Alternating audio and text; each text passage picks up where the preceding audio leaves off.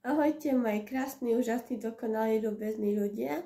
Moje meno je Nena Turner a vítam vás na mojom Nena Turner Vibes kanáli, kde si povieme dneska o téme, ktorá mi už dlhšie rezonuje v hlave a už dlhšie vám chcem o tom niečo povedať, pretože sa s tým stretávam stále častejšie a určite aj vy, len nevždy si to uvedomujete. A to je toxicita vo vzťahoch, či už partnerských, pracovných, rodinných, celkovo vo vzťahoch. Takže, o čo vlastne ide v tej toxicite? Ide vlastne o to, že človek na nás pôsobí toxicky, respektíve je vedomé, je pre našu osobu a pre naše city a pre naše vzťahy toxický, ničí to, respektíve vysáva. A podstatou je, že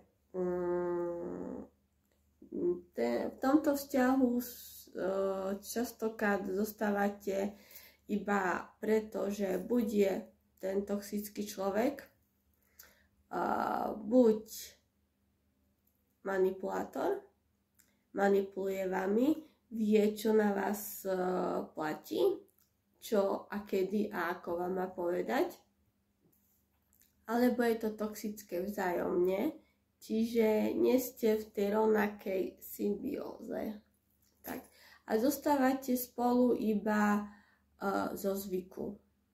Alebo preto, že je to tak priateľnejšie. Nechcete byť napríklad na pracovisku v nejakom konflikte. Proste poviete si, nejak to tolerujem, koniec. Toxicita vo vzťahu je, keď vás to ubíja. Keď nesmerujete dopredu, stále sa držíte niečoho zubami, nechtami a je to pre vás, rozožiera vás to, ničí vás to, nemusíte si to uvedomovať. Niekedy až keď sa vymamíte z tej toxicity, si uvedomíte, pre Boha, aká som bola hlúpa, aký som bol hlúpy, že roky som bol v niečom, čo bolo pre mňa toxické, ničilo ma to. A vôbec to nemalo žiadnu budúcnosť. Častokrát sa stretávame s tým, že aj pokiaľ my známe, alebo kamarátky, alebo kamaráti, alebo v rodine niekto rozpráva o svojich bývalých vzťahoch alebo o vzťahoch, tak častokrát sa stretávam s tým, že mám chuť daného človeka preplieskať, že akože plačeš mi tu rokuce, hej. Pokiaľ je to iba týždne, je to dobre, ale doslova to niekedy je, že daný človek mi o tom istom dookola, o tých problémoch, o tom partnerovi, alebo o nejakom rodinnom príslušníkovi, alebo známom, proste dookola sa cyklí v niečom, dookola to isté, dookola sa vracajú do toho začarovaného kruhu stále to isté a nedokážu si uvedomiť, že je to toxické. Nevedia si uvedomiť, že ostávajú tam iba preto, lebo aktuálne buď nechcú byť sami, tak proste hocičo je proste lepšie ako nič, alebo sú tu už nejaké väzby a aktuálne si tu človek nevie predstaviť.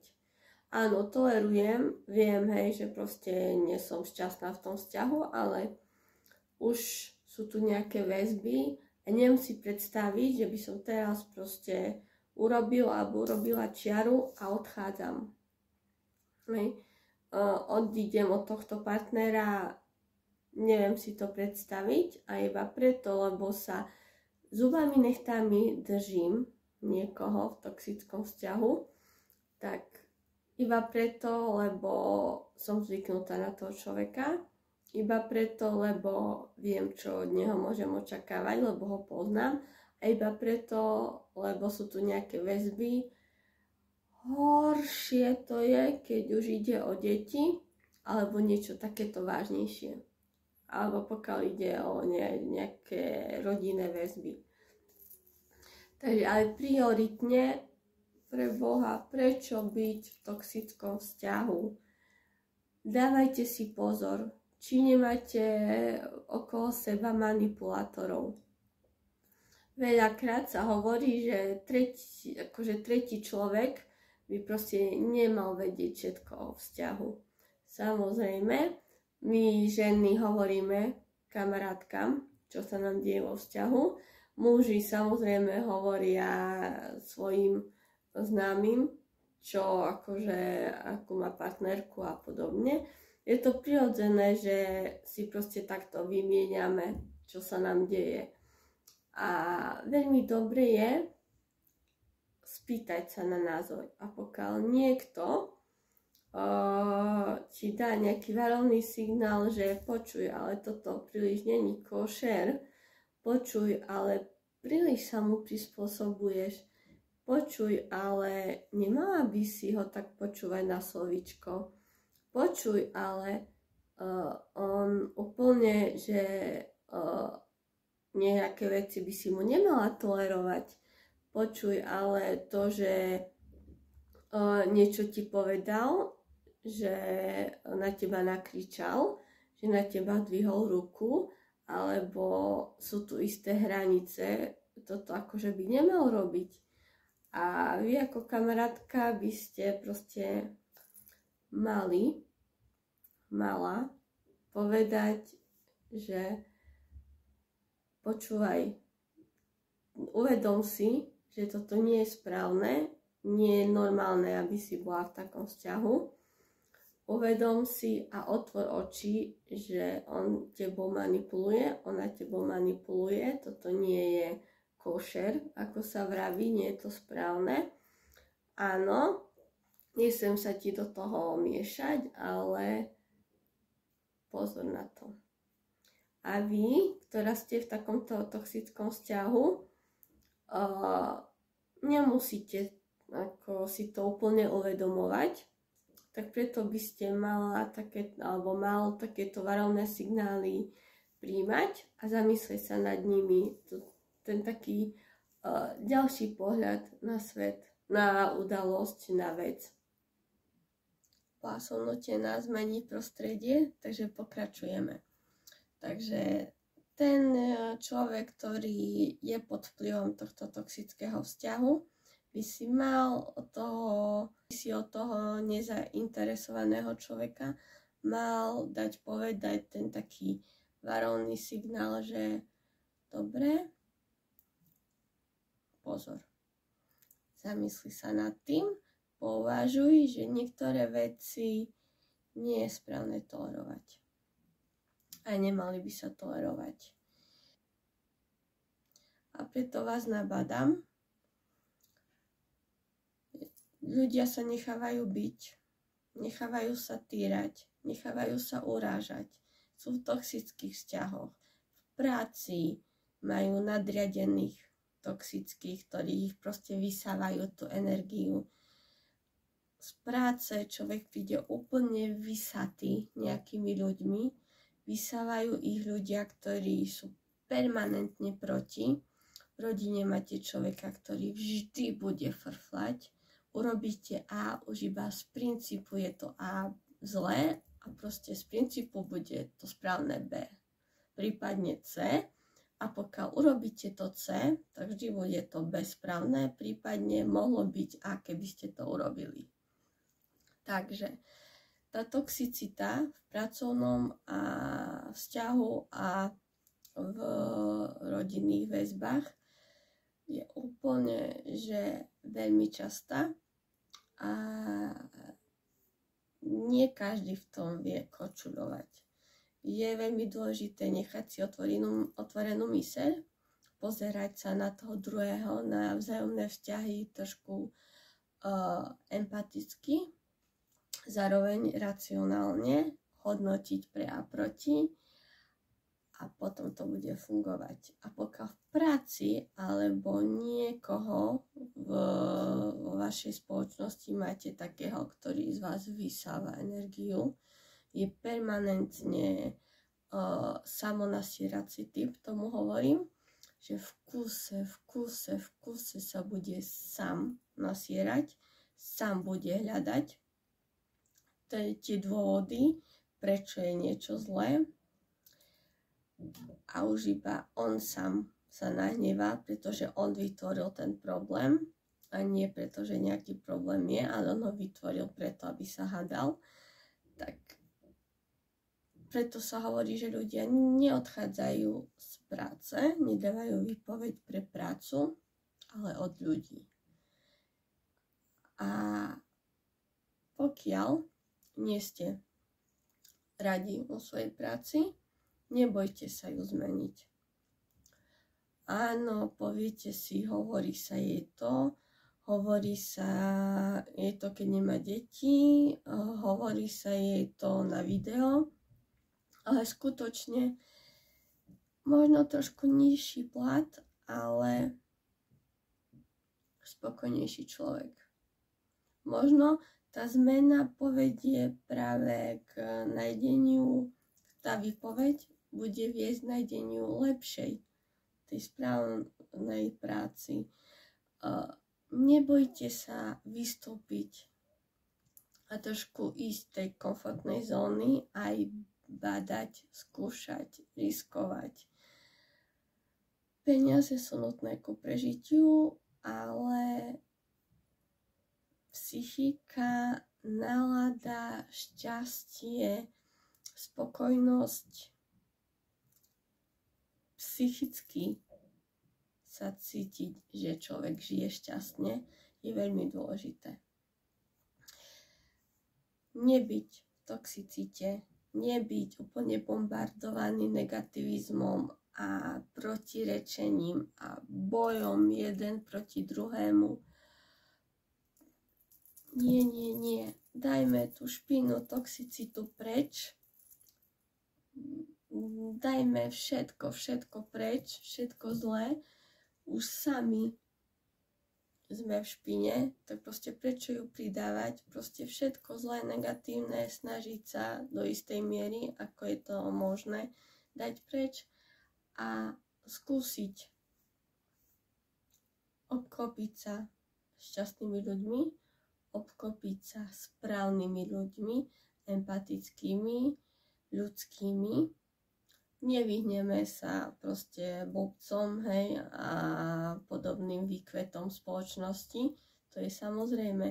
Ale tam, kde mám dosah, šíri to dobro sa potom nalepí na ďalších a oni to budú ďalej niesť a zistíte si, že je to taká reťazová reakcia, kedy vy to šírite až tým pádom to šíria aj ostatní smerom k vám. Ono sa to rozrastá. Lebo keď ste práve ten toxický človek, ktorý vytvára toxicitu vo vzťahu, vždy to bude toxicita. Vždy sa vám bude vrácať toxicita. Vždy sa vám bude vrácať to zlé.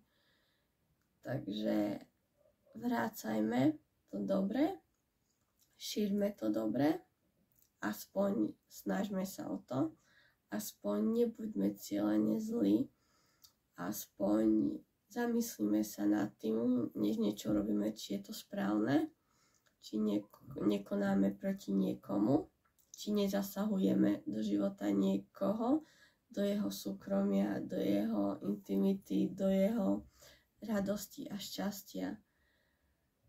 Nezasahujme, nebuďme tí toxickí, zamyslíme sa nad tým, čo je správne, čo by malo byť lepšie, čo by sa vám vnútorne v pozícii toho druhého páčilo a potom krásne sa to zrkadlí. To správanie je zrkadlo. To, čo dávate, sa vám vracia. Akcia vyvolá reakciu. Nič jednoduchšie. byť otvorený, dať od seba preč toxických ľudí, nevytvárať toxicitu a potom nebudete v toxickom prostredí. Šírte práve, buďte ten protijed, nie jed a toxicita. Buďte ten protijed a to semienko, protijed proti toxicite a všetkému zlu a semienko dobra, ktoré zasejete a počkajte, nech sa rozrastá. Buďte tí takí ľudskí, buďte tí takí, ktorí sú presvedčení o dobru, buďte tí ľudskí anjeli, buďte tí takí, ktorí sa dokážu pozrieť do toho zrkadla, dokážu si povedať, áno, dnes by to šlo, dnes som sa zachoval správne. Nebolo to dokonalé, ale vrátim sa do svojho prostredia, kde som šťastný, k svojej rodine, kde som v bezpečí, tam nie sú toxickí ľudia a nebudem toxická, lebo si to nevytváram a nikto pri mne nie je toxický. Potom sa nestane to, že vás niekto týra, že vám niekto vysáva energiu, že sa hádate dennodenne, že ste frustrovaní z toho, ako vám niečo nejde. Potom sa dejú len správne a dobré veci. Respektíve, dejú sa aj zle, a pokiaľ sa takto zachováte, tak ich dokážete prekonať, stráviť a potom ani to zlo, ktoré nedokážete ovplyvniť, vás nezrovná so zemou. Dokážete to lepšie a skôr zvládnuť a mysleť pozitívne, optimisticky a byť ľuďmi. Hovorím to veľmi často vo videách. Buďme ľudskí ľudia, buďme správni na svojom mieste, šírme šťastie podľa svojho svedomia, žijeme tak, aby sme sa dokázali na seba pozrieť do zrkadla, sami pred sebou, pred svojim svedomím a potom bude aj také naše prostredie, lebo to uvidia od nás. A úplne nad nedostane to zlo. Potom nezvíťazí. Pokiaľ jeden človek, a tým si ty, hovorím k tebe, ty vieš komu, každý jeden, kto pozerá to video, pokiaľ ty sa zachováš dobre a správne a si ľudský a dobrý človek, netoxický, tak to zlo nezvíťazí. Ale dobro, vždy tu bude tá nádej a vždy tu bude to dobro, ktoré zlo definitívne neporazilo, pretože ty si to svetlo, to šťastie, radosť a ľudskosť. Takže nenechajme sa úplne ubiť tým všetkým, že svet patrí sviniam, tak musím byť svinia. Nie. Nie. Svet nepatrí sviniam. Svet si robíme taký, aký my ho chceme my mať. Pokiaľ budem zlý a šíriť zlo, zlobu, hnev, nenávisť,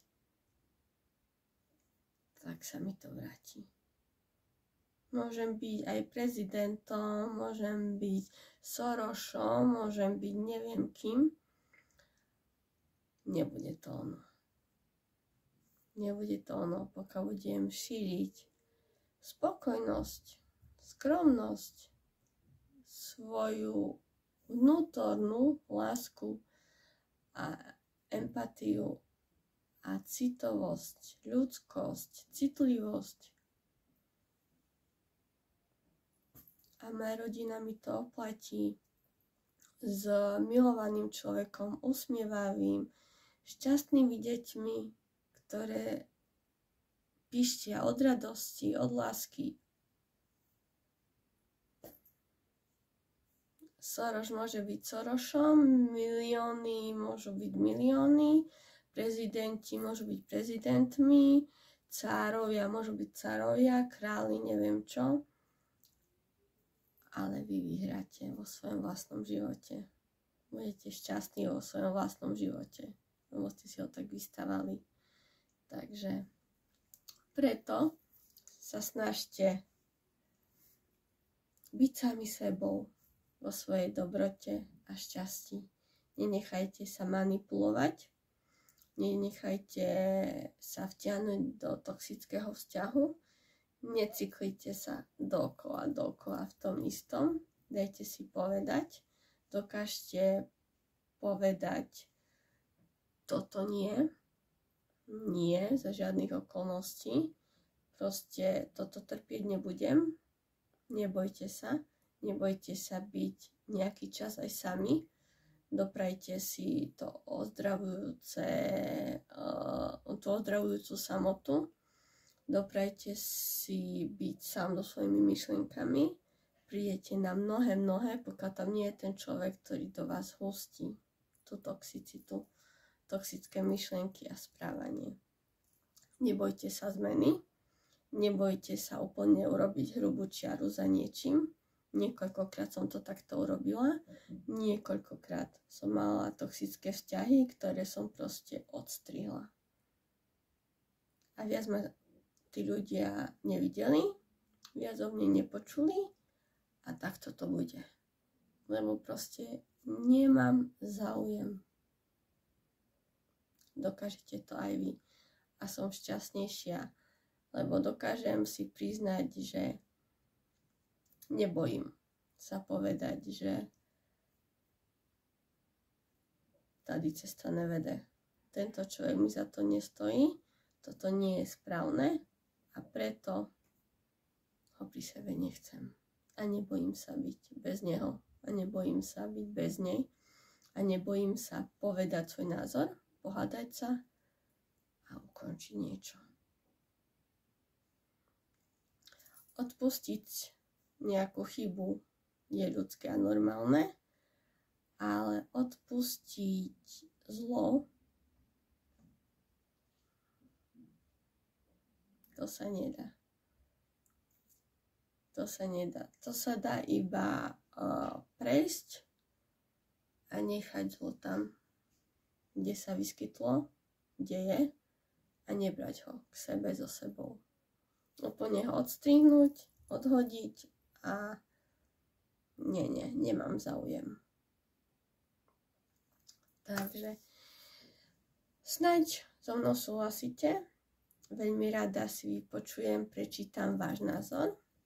Budem rada za každú formu podpory, či už zdieľanie, like, koment, tu na Facebooku, na Instagrame, na TikToku, som všade, takže poprosím vás o zdieľania, budem veľmi rada, lajky a podobne.